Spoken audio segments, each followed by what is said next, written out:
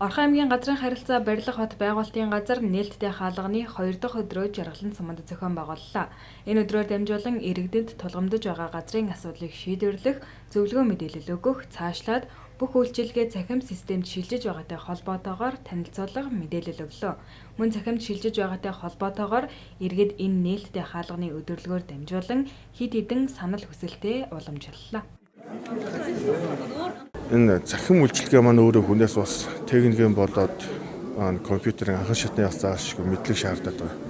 Тэгэхээр энэ дээр иргэд маань бас тэр болгон компьютер ашиглах боломжгүй ажлын шаардлага гардаггүй гэдэг нөх хэрэглээний түвшин маань өөр янз бүр байгаа учраас энийг аль болох нөгөө олон үйлдэл хийхгүйгээр нэг юм руу ороод ингээд бүх юм ойлгомжтой байдаг ийм зохион байгуулалтын хэлбэрт шилжүүлвэл бидэрт их амар байна гэдэг системийн маань өөрийнх нь ашиглалтын бүтэцтэй холбоотой саналууд бол нэлээд гарч байна.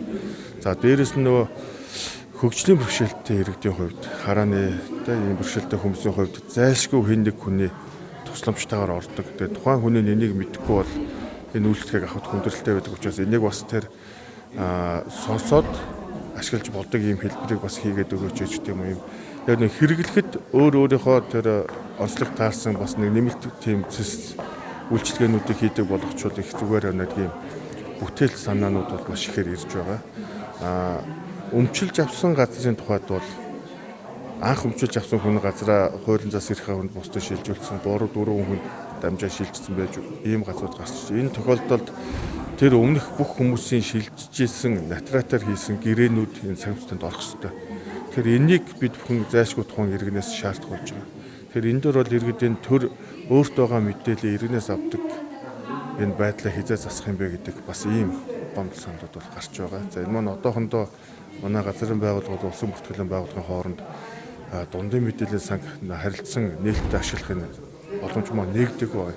Тийм учраас бид бүхэн одоо яалтчгүй иргэнээс та өөрөө тэр өмчийн эзнийхээ хувьд хувийн иргээсээ холбогд улсын бүртгэлийн байгууллагаас лавлгаа авчиж өгөөч гэдгийг тайлбарлаад авчруулахаас аргагүй. Тэгэхээр энэ маань яг нэг олон эрхийн бүртгэлийн дамжигдсан нэг талбарууд дээр бол одоо яг эзэмшиж байгаа өмчилж байгаа хүн дээр нь жоохон механик ажил нэмээд байгаа.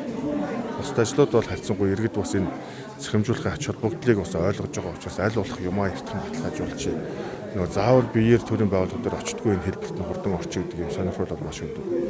Яг энэ нээлттэй хаалганы өдөрлгүүдээр иргэдээс санал авч байна.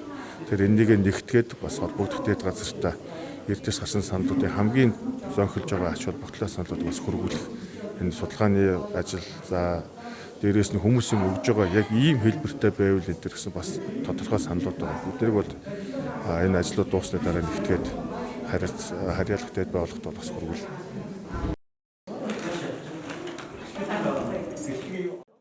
Орхон аймгийн жаргалан цам нь 2018-аас 2019 онд нийт 192 иргэний газрын гэрчлэгийг сунгасан байна.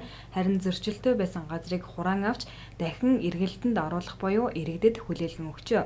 Одоо газрын тухай хуулиар газрын төлбөрөө төлөөгүй зориултын дагуу ашиглаагүй байгаа 40-45 га газар хураагдахаар байгааг их сурвалж мэдээллээ. За өнөөдөр бас манай жаргалан цамд ажиллаж байгаа гол шалтгаан хаврын тариалт эхлэхээс өмнө ий газар цахим бүртгэл рүү одоо иргэд маань бүртгэлийнхаа одоо шинжилсэн бүртгэлд хамруулах зорилгоор бол өнөөдөр нээлттэй хаалганы өдрийг зохион байгуулж байгаа. За манай сумд бол нийт 18 аж ахуйн нэгжийн үр тарианы одоо 8000 гаруй талбай. За төмс хүнсний ногооны 530 га газар байдаг. За мөн одоо өмчлөх хэрэгтэй газрын одоо дутуу бүртгэлүүд бас байгаа.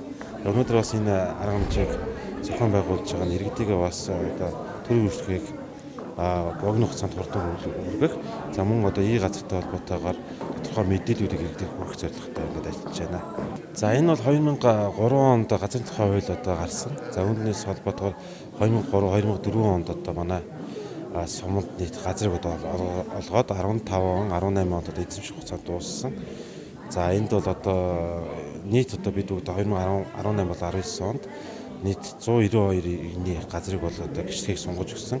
Зөрчилтэй байгаа иргэдийн газрыг бол цуслах асуудлыг бас хөндөж тавиад тодорхой хэмжээний иргэдийн газрыг одоо хурааж авч зөрчилтэй газрыг бол хурааж аваад иргэдэд олгосон байгаа.